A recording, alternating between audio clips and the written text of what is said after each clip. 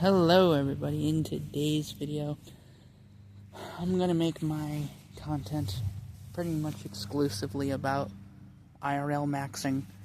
This becomes because of people being so chronically online, brain rotted, and just also, irony poisoned that, well, I'm gonna put this in basic terms.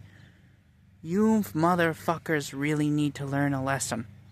Okay, my niggers? Like, I know I'm using slurs and stuff to say it, but I think you get the idea. I didn't really have this in me a long time ago. I didn't always talk like this. But it's not like I'm really ashamed of it, because, it's not the end of the world if I said a bad word here and there.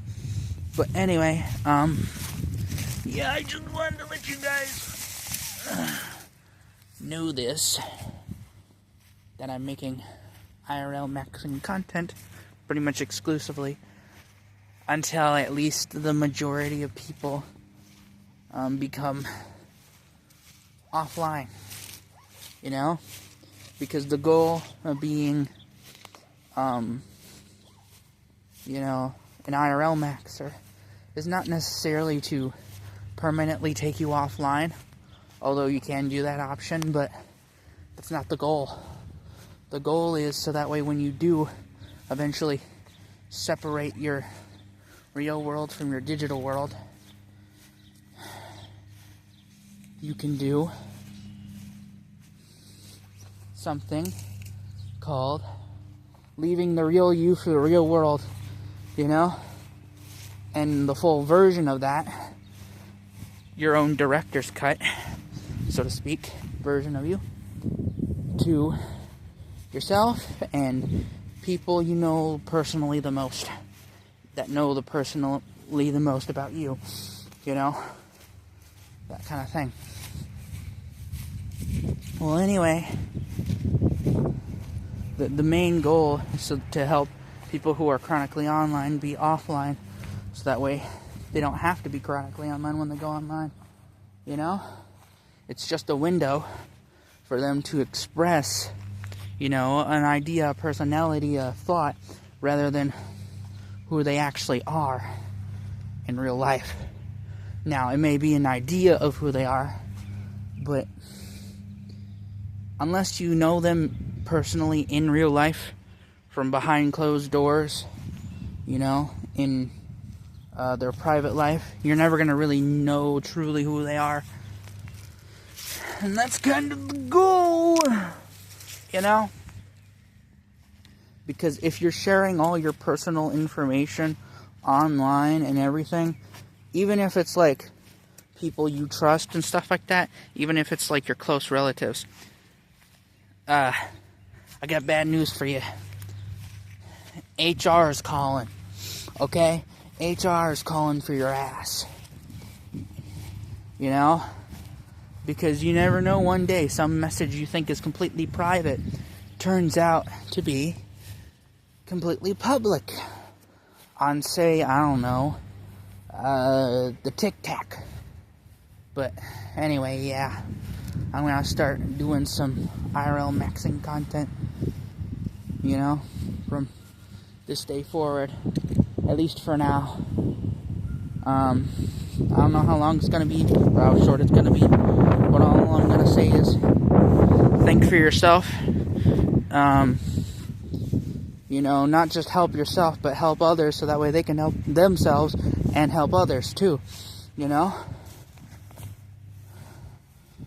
Because, yeah, it's true that you don't have to listen to everything that everybody says, but you don't also have to be like, you never care, Like, just find your Goldilocks zone where you're not caring so much that you're always super worried, but you're not caring so little that you become reckless in your behavior.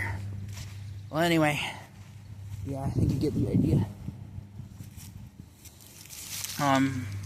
With this IRL maxing stuff. So, if you're a formerly chronically online person and you're a part of this movement, or if you're somebody who likes to join this movement, form a community in your own real life, okay? At least the one you have publicly, you know? Whatever you want to do with it. And interpret this information however you will. Anyway, regardless of who you are, where you're from, when you're watching this, whatever, I just wanted to let you know that I do believe in individualism. I do believe in free will. That doesn't necessarily mean you're the most special one, but that doesn't necessarily mean you have to be the worst person or the best person ever. All it simply means is thinking for yourself and making your decisions, you know? Because maybe you may need some people in your life. You know, like you chose to have these people in your life. Usually. Not always, but usually. And that's just the way things are, you know? And I'm mostly putting sticks to a fire that I'm making. And that's how I'm talking right here. And, you know, you'll never truly know everything. You might think you're the main character. You might think you're an absolute nobody, or you might think you're the most known main character to ever exist. You're neither. You're the in-between, okay? You're the random side plot. Not the random side plot. The random side story, excuse me. But still, you know, it does get you motivated to think, okay? Regardless if you agree or disagree on something, it's, do you actually agree or disagree on it? Do you actually are neutral on that subject, you know?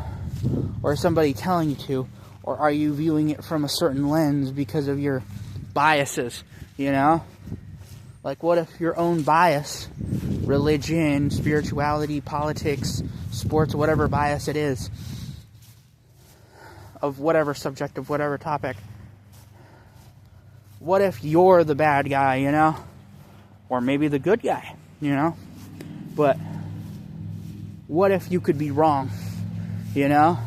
Because people sometimes do have a hard time admitting that they're right, but what they have a hard time admitting is when they were wrong, when they lied, when they have to take responsibility for something, you know?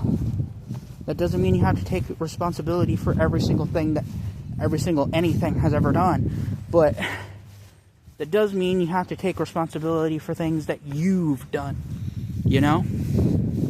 Like a crime, or, you know, an accident, that kind of thing. But regardless, you're the one who decided to watch this video. So what you do with this information is completely up to you. You know? I'm not the boss of you. I can only tell you to do these things. You know? For so long. I can only be like, hey, go and do this, go and do that. But unless you actually do it, not just feel like it, not just want to do it, not just wish you did it, but actually, intentionally go out, or go in, go do the actual thing. It's like, say, learning a language, for example. If you wish you could learn a language, you're probably not going to learn the language. But if you actually tried to get to, say, a C2 level of speaking, you know, and you actually tried to do it intentionally, and you learned from native speakers, you know, and you actually, you know, learned the language, surprise, surprise, you can speak, for example, English. That's a very common language. It's the one of the video right now. you know? Because people have to admit failure, you know? Like, obviously there are people who admit winning. You know, being a winner is always the big thing, you know? But you can also learn something from failure. It's not to say that you have to fail every single time. No, you can give it your best shot and actually try to win, but you're still going to lose in some parts of life, you know? So instead of taking the loss harsh and thinking you have to restart your life all over again, leave it as it is and learn from it, you know? Like, you made a mistake, you know where the problem is, now you know what the problem is. Once you figure out what the problem is, then guess what?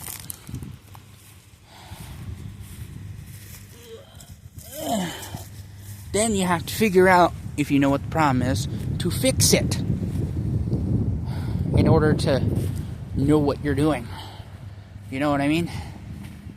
And life can be boring. In real life, it can be boring, it can be stale, it can be cringe, it can be harsh, you know? It can be out of touch, it can be unrelatable. But I know one thing for sure when it comes to real life. If you're not used to experiencing real life, you're not gonna be any good when you have to be in a situation where you're in real life a lot, you know? Because there are these chronically online people that the second they don't have access to the internet anymore, they become instantly useless because they're so addicted to the social media that whoever they really were, you know, growing up or whoever they became is not who they are now. And it's really hard for them to accept failure. So you failed. Now what? Well, figure out not necessarily how to win, but how to survive, how to live life in general, you know? And that's hard for some folks, you know? Really hard. But if you give real life a try, you give the skills, the useful skills that you learned throughout your life, online, whatever, offline,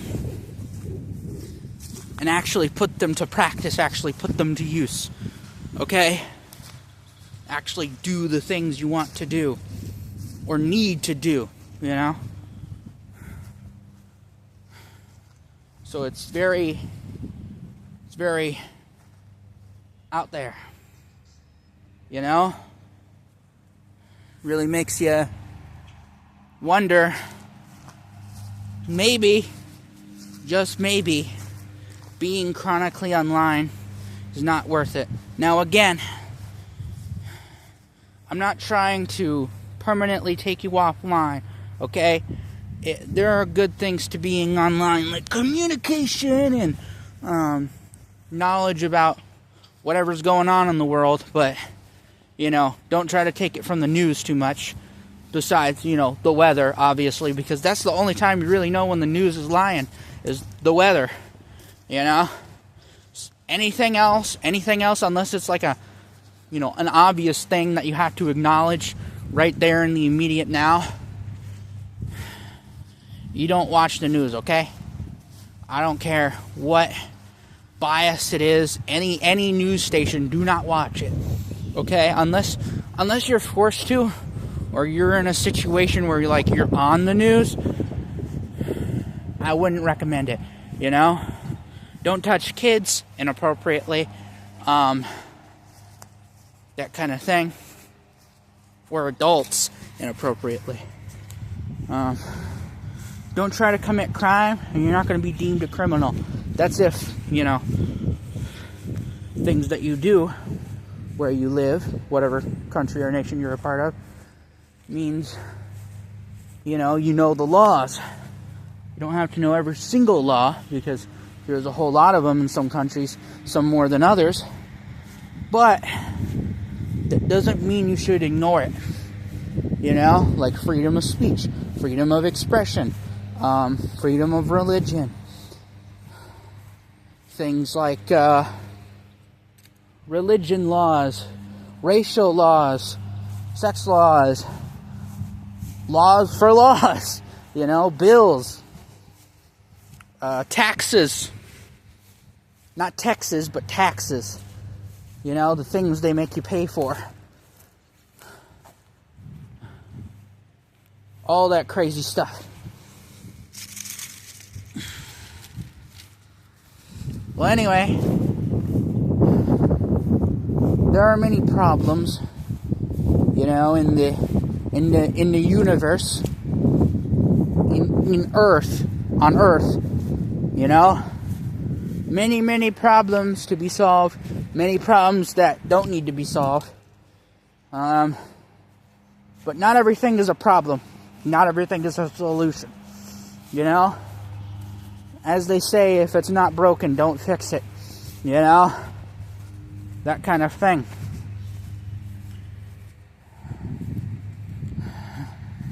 And people are so divided, time of recording. People are so angry all the time. Then they get offline for a few seconds, express that anger in the real world. Sometimes it leads to serious consequences, sometimes it doesn't. But a lot of it is fake. A lot of it is entertainment anger. All that anger, all that strong emotion you have from the internet, it's really just all in your head. You might go, but they said this, they said that. Yeah, sure, but you're gonna forget it by tomorrow anyway. What's even the point about being angry about something that you're just gonna forget, the next day come around? But even if you do remember it, you don't have to be angry all the time. That's what rage bait was. But anger is one of those emotions, lust too, and greed, and also, pride, things like that, and gluttony. But mostly pride and anger are the big ones, and lust. But those ones are the ones most people stay online for. And when you try, have you ever seen, even adults, even mature, older adults as well, who've been online for quite a while, or even just recently, you try to help them, try to not be chronically online, and they get angry. They get angry about it. They get real upset and everything.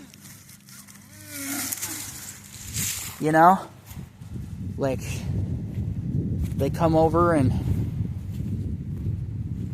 get mad about, oh, you tried to take away my screen time like a little child. But childs make sense because they're very young and they don't really understand it. But if you're an older person, meaning you're an older adult, 30s, 40s, 50s, or older, retirement age or older, or even life expectancy. Have you ever noticed that when people try to help you do stuff, you might get angry when you're not, watching the Facebooks or whatever platform you prefer to use? Just life sucks a lot more recently. Why do you think that is? because, oh, I don't know, maybe you've been using the internet too much, you know? And it's not just, obviously, the older people, but it's the, middle-aged adults and the younger adults as well, especially the younger adults. I would say the late teen years, which is ironic because I'm in my late teen years, are the maximum of being chronically online. Now, there's childhood and there's, your early teens, but even then, you're just getting used to it. I would say the maximum height of being chronically online is your late teens to early 20s for most people. And they're aware about it. They know they have a problem, but they don't fix it. You know, like that one person that has, like, say, a shitty house, a shitty car, you know, but they never get it fixed. They never get the problems fixed, and it just gets worse and worse and worse and worse and worse. But they somehow still have it, and they somehow still do it, you know, thinking like it's going to be fine. That's what you guys are right now, you know? Because, like, if you go to, say, the silent generation or the boomers, when it comes to being chronically online, most of them, if they're online at all, for the ones that are chronically online, it's small and few between, because they either watch a lot of TV or they just don't give a fuck, and they're just, living in real life for the love of the game, you know? Generation X, definitely chronically online for quite a while. Mostly on Facebook and on, I believe, 4chan, okay? And Instagram Reels, obviously. But then millennials, basically any dominant app. Any app that has any, like, major dominance that isn't used by, younger people in general, are used by, in their 30s, millennials,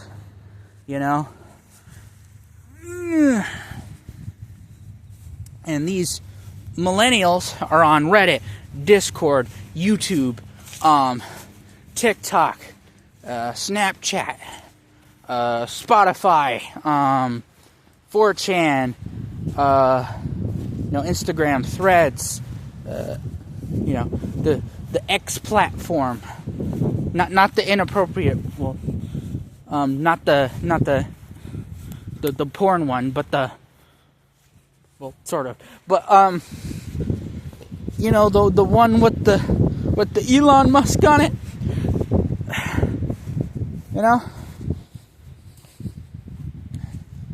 but, I would say the most chronically online generation, at least in terms of adults, millennials, okay?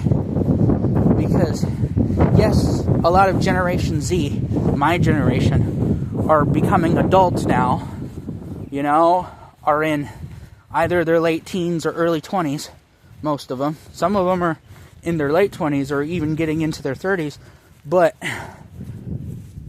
for most of the generation, like 90% of the generation, are mostly in our early 20s and late teens right now, That's just how it is. And yes, we're very chronically online, but if you're talking in terms of younger generations, that would be Generation Alpha and Generation Beta. Now, it's to be debated for the next, 15, 30 years over which one who was more chronically online. But if you're talking in terms of adult generations, like generations that have, like, adult people in them, like adult-aged people, like 18 years or older, that would definitely be the millennials, because they tend to be the most chronically online people, because Generation Z, they were kind of grown up into it. They weren't exactly born into it for a lot of them, but, it makes them more self-aware, But millennials didn't have the knowledge like Gen Z kind of had from millennials, you know, and Generation X, you know. But I do kind of funny that the boomers were the ones to invent the internet, yet they're the ones that at least know how to use it, at least generationally speaking. But don't get me wrong, there are boomers who do know how to use the internet. But anyway, back to millennials. Millennials never had the generational, hey, you know, don't be super online, you know. They didn't really have the don't talk to strangers. They did kind of have it, but like it was enforced by the government and it never really passed through, you know, because it was just seen as like, oh, you can't talk to your relatives, you know. They want, because like ever since 9/11 they've been all crazy on that, you know. But yeah, millennials are the most chronically online ones, especially if you go to Reddit, Discord, Instagram, and what was it called? X, yeah. And then there's YouTube, and YouTube is a multi-generational platform. People of all ages go on here.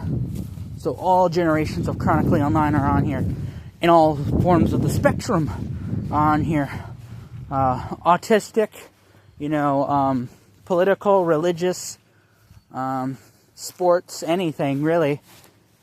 All forms of least and most chronically online are on this platform. You know? Very, very huge. It's just the dominant, you know, video watching platform. And it has been for about 10 to 14 years now. But like pre-pandemic, I would say 2017 was like the height for, you know, chronically onlineness. But chronically onlineness post-pandemic, 2022 for real. Okay? That's what that is. You know? I'm trying to find more sticks to pick up. Anyway, yeah, our generation, my generation, and the whole thing about generation is it pretty much just exists because of World War I. And so they had to have something that called the generation after the war, like post-war World War I, during that era. And I would call this the optimistic age, because people were so optimistic that once World War II came around, they thought it was just going to be another war, just a war that nobody's going to remember. And then Hitler came around, you know, and it changed everything up. But the thing about Hitler is he's the big bad guy, historically speaking. But the thing is that in the future, in this century, in my century anyway, there will come another historical figure that will make Hitler, at least terms in evilness, not necessarily in terms of power, death, or destruction, but in just terms of being evil, like culturally and politically and religiously and whatever you want to put in there, you know, mentally and emotionally, all those things, and, you know, metaphorically speaking. Instead of saying, oh, this person was the Hitler of their time, they're going to say, this evil person, Hitler was this evil person of their time, you know?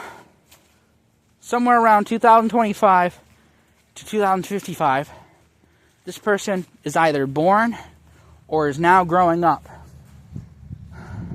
And for some reason, I have a feeling that this person is probably going to be a woman, but, you know, not trying to be prejudiced towards the men, you know, because I could be honestly wrong about that.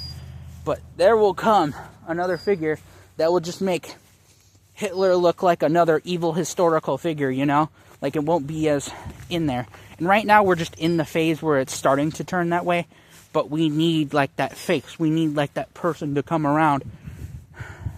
And the closest thing I can come up to is either Hassan Piker or... What's his name?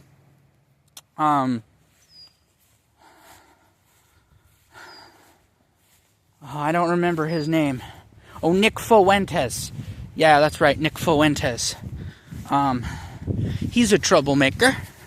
Born in 1998. What a sucker. He spawned in the same year Prince of Egypt came out. What the fuck? You know? And I know that because I watched Prince of Egypt and I looked at the year date, said 1998, so I assume it came out in 1998. Okay? Similar thing with, Nightmare Before Christmas came out in 1993. You know, that was when the .com boom was starting to become a thing. That's how old it is, you know? Starting to go mainstream. But I'm looking for more sticks. But there's a lot of problems, you know?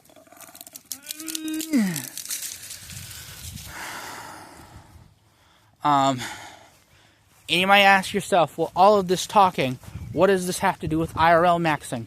Well, people, you can be online as much as you want, but you gotta realize that it does affect the real world.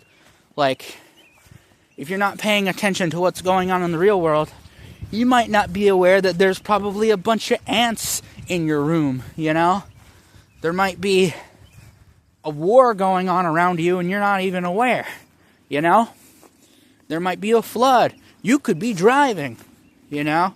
Or you could be in a car, a truck, a van, a bus, you know? You could be physically breathing. What a shocker to no one except Kaya, Hassan Piker's dog. I think it's Kaya, and I believe it's a female dog, at least from what I'm told. But it's not important to right now to the conversation because that's not what we're talking about. What we're talking about is IRL maxing. And I love IRL maxing. It wasn't always called IRL maxing. I gave it that name. You know, I'm the person who came up with it. The reason why it doesn't sound original is because it's not meant to. Okay? There's a lot of things that are original, but they don't sound original because, again, those things are probably not meant to be. You know? Same thing with IRL maxing. But it pretty much just exists because people are so disconnected from the real world that they are, you know, the strange thing that nobody really particularly likes, you know?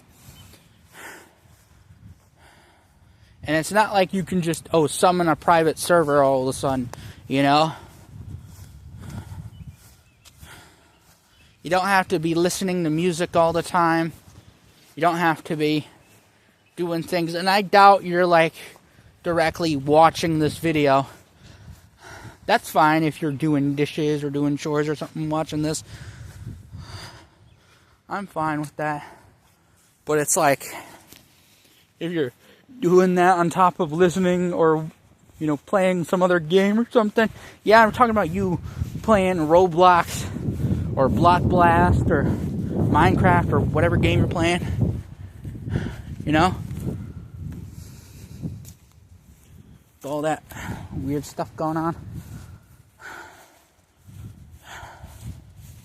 But, like, dog, there are so many grifters. So many grifters. Ugh.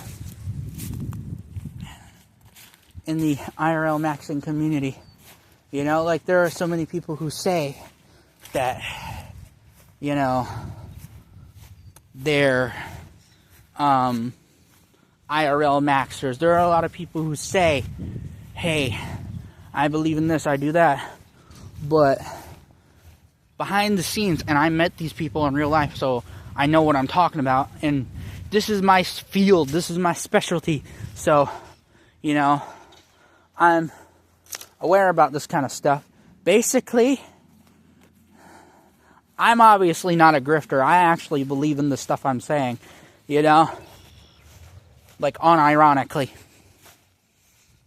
That kind of thing with the whole IRL maxing stuff.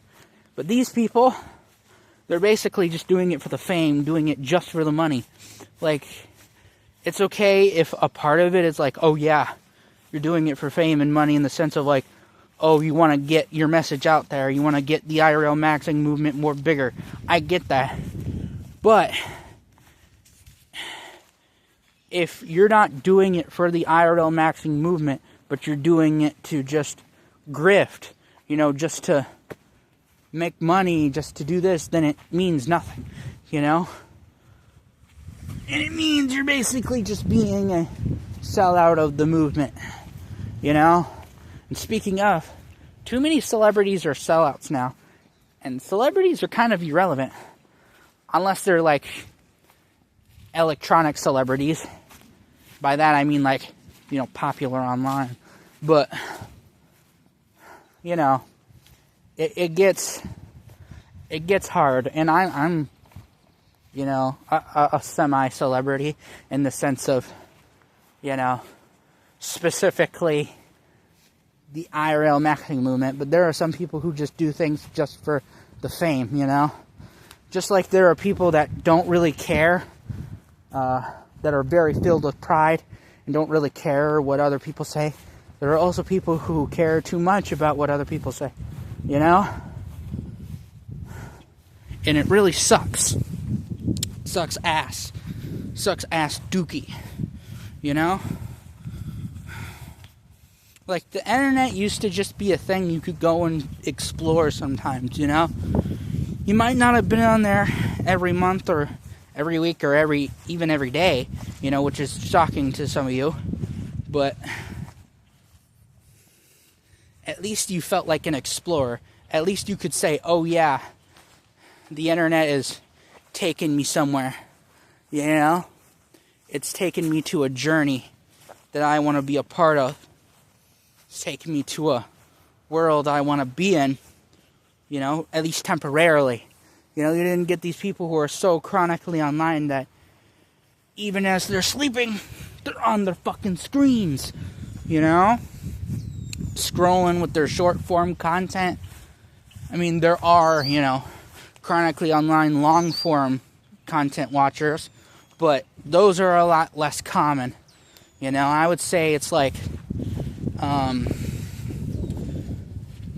I would say 60 to 70%, you know, 60 or 70%, that are, you know, only short form watchers. And I would say about, maybe 30-20%, both short form and long form watchers. And then there's about 10, 5% of people, 5, maybe less, but generally like 10%, I think, around people who watch either mostly or only exclusively long-form content, which I am one of those people. Actually, I watch both of short-form and long-form. I'm in that in-between. And I think most people, if they're really into watching content, they're usually into both in terms of, like, being on YouTube. But if you're talking about the internet as a whole, yeah, most people are short-form. So, they're not going to watch this video. They're not going to see it. But you did. You fucking did, So congratulations. You're not getting a trophy, okay? You're not getting a participation trophy, okay? You didn't win anything, okay? You might have watched this video, but it's not like it's a competition, okay? Oh, first, brother.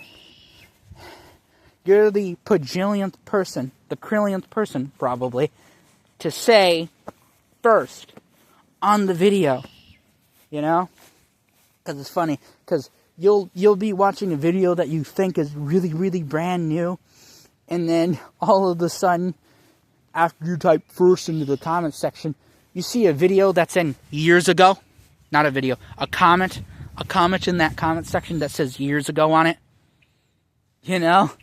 Especially with, other platforms. That's why I don't use Instagram anymore, because it really confuses me. And it's basically just like the X version, Twitter X version of TikTok. Like, take like the personality and beliefs of, X Twitter, but combine it with the algorithm of TikTok, But if it had a TikTok like algorithm, not like algorithm, it had basically a TikTok algorithm, and the reels worked like TikToks. Then you have Instagram Reels, Similar thing with Threads, but,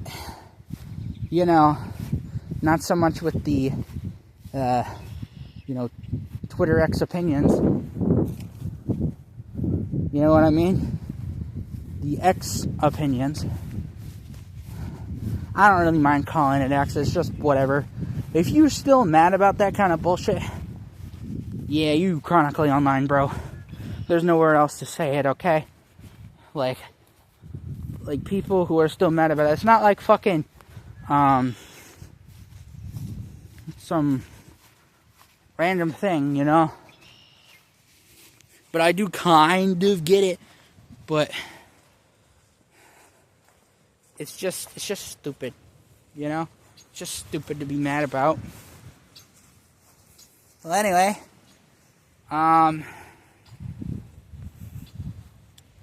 people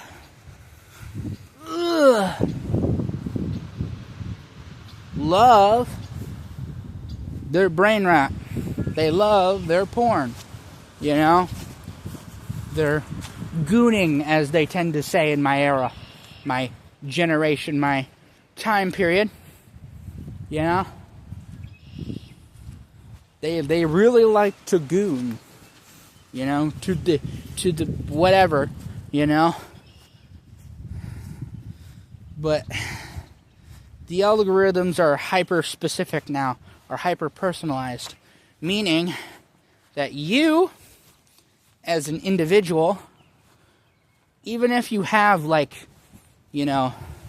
same account and, 2 different profiles on the same account, you're going to get completely different feeds just on one website, let alone multiple, And I confirmed this by using YouTube, And I have completely different things, because when I originally started out, I had these 2 different profiles on the same account, and, well, I looked up the same stuff. Guess what? Got completely different things on the thing. Either the videos were in a different order, or I got completely recommended different videos entirely, But if you ask me, whenever I start a new account, generally speaking, I always watch Me at the Zoo as my first YouTube video. So I can say my first YouTube video was the first YouTube video. You know what I mean? That's the joke, But I don't, like I said many times, I think I said it many times throughout this video and many other videos, and I will probably say it throughout many other videos as well. I can only convince you for so long. I can only tell you, hey, do this, do that, I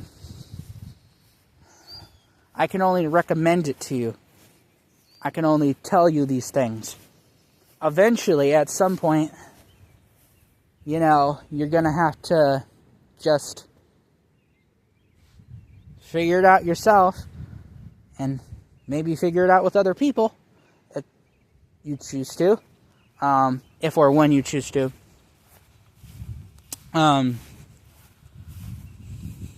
But, that's something you gotta do, That's something that you gotta choose to do intentionally. Out of your own free will, out of your own individualism, you know?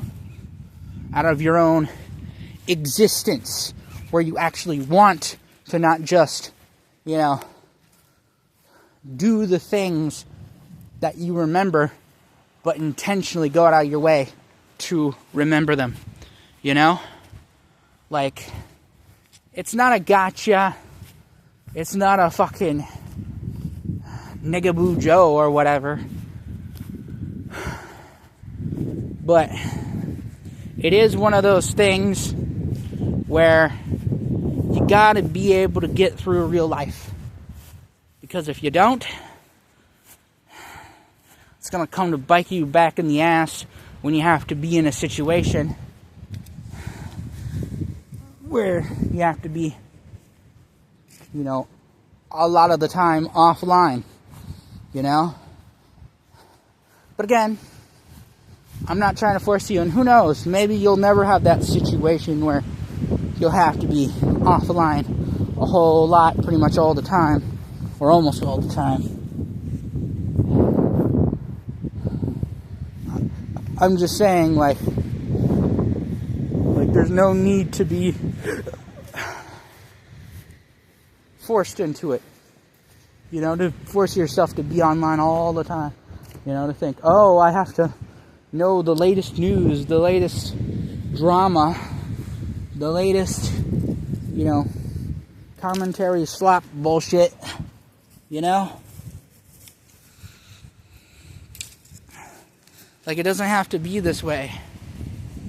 But it's completely up to you. It's all up to you. You know?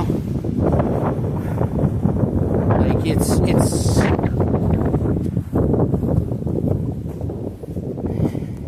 like, you're the one who clicked on this video, not me.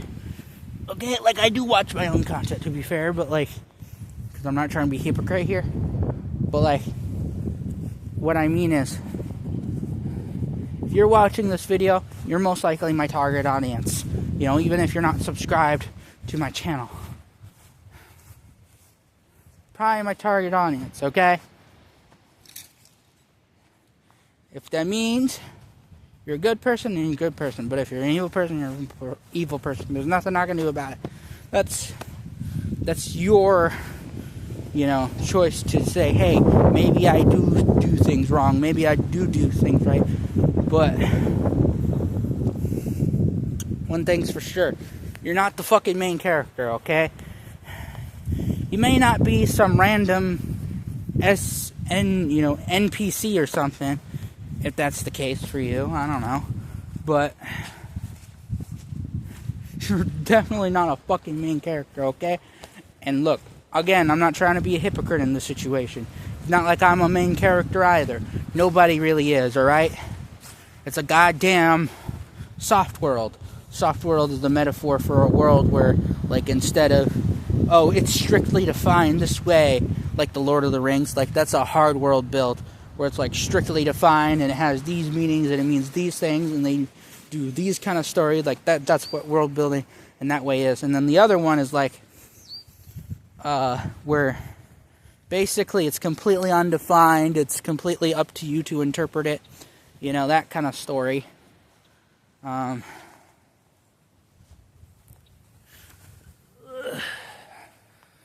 Like, say, for example, a very famous example, Spirited Away.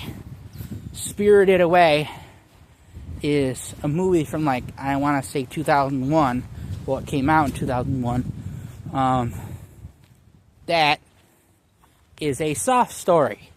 So, however you interpret it, it's going to be based off of your interpretation, okay? Completely based off of that, most likely. Now, whatever the original intent of the movie is, it doesn't really matter. Because what matters is how you interpret it. Because,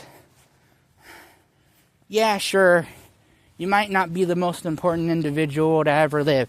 Even if you're not that kind of person. You still, you know, have the ability to make decisions and do the things you want to do in life. You know? Makes a somebody into nobody, makes a loser into a winner. But you're never going to be the 100% perfect, you know? You might never reach your true potential.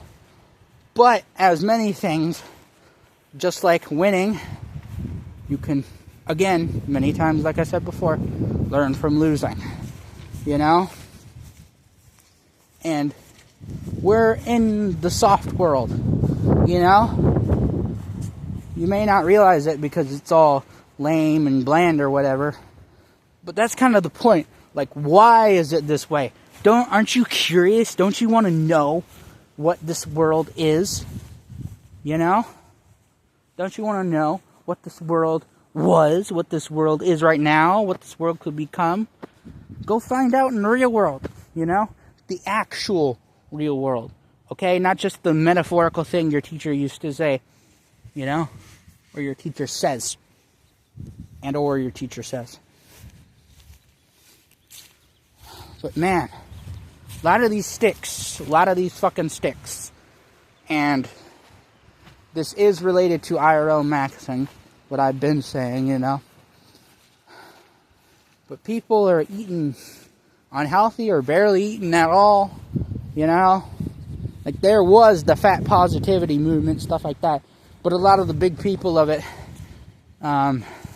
they're dead, you know. Those people that are most famous for it, they're dead now. They're either dead or they're skinny now, you know. Because everybody realized, hey, maybe being 1,000 pounds overweight, not a good idea. And just like being extremely overweight or being extremely skinny, being constantly chronically online, because this is how it rotates back to it, is not the best idea either, you know? Because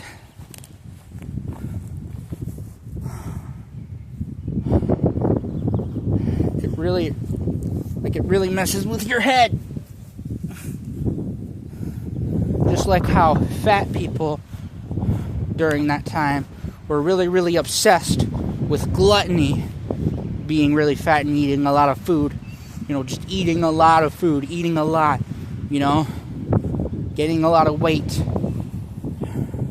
You, being chronically online, are eventually, like right now, you might be, I don't know, particularly older or really, really younger. And you might think, oh, I'm safe, oh, I'm going to be fine, oh, nothing bad is going to happen to me. Yeah, you're thinking in the short term. You know, you might not realize you're thinking in the short term, but it's like, where are you going to be 10, 20 years from now, you know? Where are you going to be 30, 40 years from now? You know, but some people, they can barely imagine 15 minutes, let alone the next day, you know? But I'm not saying you have to predict every single thing that happens in the future. But it's just like, where would you rather be? Would you rather be, you know, chronically online all the time? Or would you rather be, you know, having a predictable life for your entire lifetime, you know, where you can retire, you can just live your life, or if you're already retired, have every year be like predictable to the point where you can be like, you know how, like, you don't know how exactly it will lead up to your end, but when it does end, you'll end it in a way where you can be like, hey, the predictable world that I'm in led me to leave maybe not the best life, but at least a life I truly enjoyed living, you know? May not have been the happiest, may not have been the saddest, may not have been the worst or the best, but at least you tried, at least you got something, you know? That's why I'm not a big fan of suicide or abortion, you know? Because suicide means ending of one's life, you know, when they kill themselves. I'm not a big fan of that. Even if you were my enemy, I would probably not ask you to kill yourself, you know? Because what's the point of having enemies when you can turn them into your allies? But if you can't, and you know you won't be able to, because either they're dead or they're just someone you can never convince, well, so be it. But I'd rather be the guy who, because I have enemies, I know what I'm actually going against. You know, I know why they think the way they do. Like, even if you don't agree with it, you know why they do the bad things that they do, you know? Like, why would a bad guy ever be bad? You know? It's like asking, now I'm using a Christian reference, but I'm not a Christian. So, just be aware of that. I'm an atheist. But it's like asking, why did Satan ever rebel if, you know, if God could always overpower him, you know? Like, it's basically that kind of story. You know? Like, why would people, even the people you agree with, why do you agree with that? Do you actually agree with it, or did you just hear it somewhere because you were told that, you know? Or because you just assumed, you know? Because it was in your bias. You know? That kind of thing. And I'd rather be that than be the guy who hates his enemies and censors his enemies because, or her enemies, because,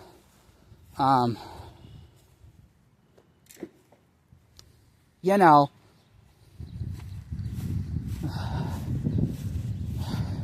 be somebody like that. Like, I'm trying to stay an example for somebody like you. I wouldn't want to be, you know, the person who, and by somebody like you, I'm meaning metaphorically, or I don't mean literally you are this kind of person. This is metaphorically. This is not meant to be, you know, specifically you in this case, but I just mean in like the vague sense. You know, I wouldn't want to be the person that is like, hates everybody, censors everybody, you know, doesn't know how to handle, you know, the people I disagree with, because I just keep censoring them, you know, I keep blocking them.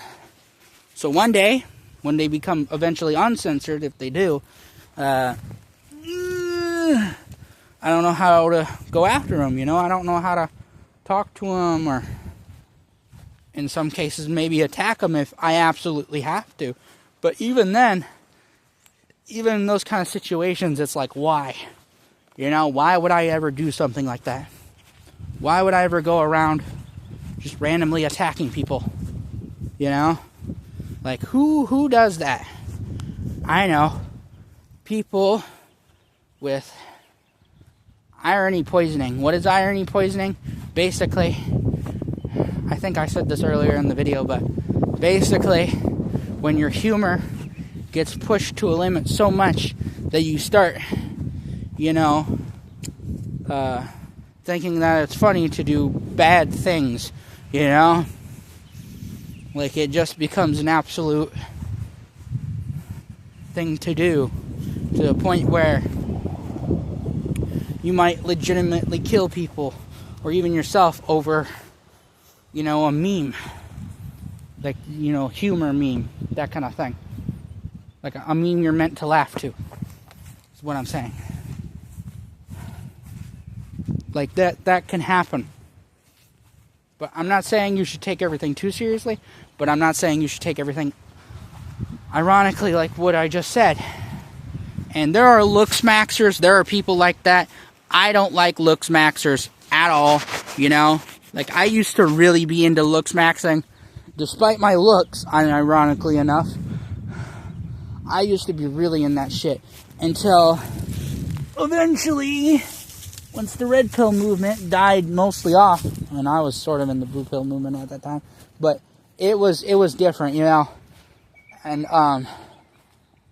it's complicated as shit, but basically, once the looks maxing started to take over again, because of, you know, them becoming popular enough to do so, guess what? Clavicular, the meth head, decided, hey, why don't I put this back into the mainstream? And then it blew up. And now we got a guy who almost overdosed at the time of recording. And he's like my age, you know? He's like, what, born in 2005, 2006?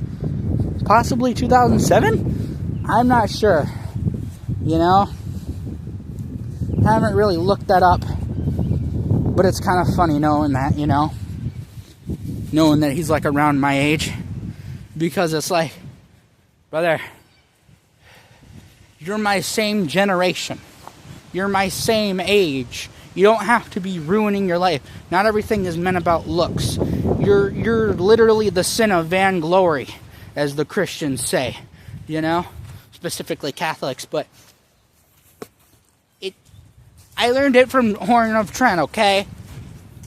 Like, I'm not gonna lie to you about that, you know?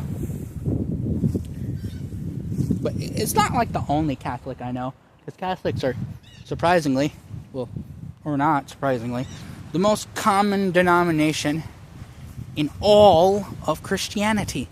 And the reason why I keep referencing this specific religion is because, well, it's a pretty dominant religion. You know, it's not as, like, it's controversial, sure, but it's not as, like, something I'm not as familiar with, say, like Islam or Hinduism or Buddhism, you know? Like, I'm kind of not as familiar with all those religions. I'm more familiar with Christianity because I had relatives who were Christian. I had relatives who were growing up in religions similar to it, things like that. You know, Jehovah's Witnesses, if you know my lore. That kind of thing. I got all these fucking dandelions walking on through. Let's see if there's any more sticks. But yeah, these people, they're not very good for the IRL movement. And they used to be kind of a part of the IRL movement, not gonna lie. Until Clavicular dominated. And once that happened, you know, is there any more to life than being really, really, really, really good looking? Ridiculously good looking, you know? If you ask me, yes. It's called having a personality. Don't get me wrong. Looks are important. Looking good is important to be recognized. But if you make it one of your most important things, if you make it one of your, you know, biggest thing or your only biggest thing, I'm sorry, but you suck. Well, anyway, gotta end this video. So I shall see you later with the IRL maxing stuff.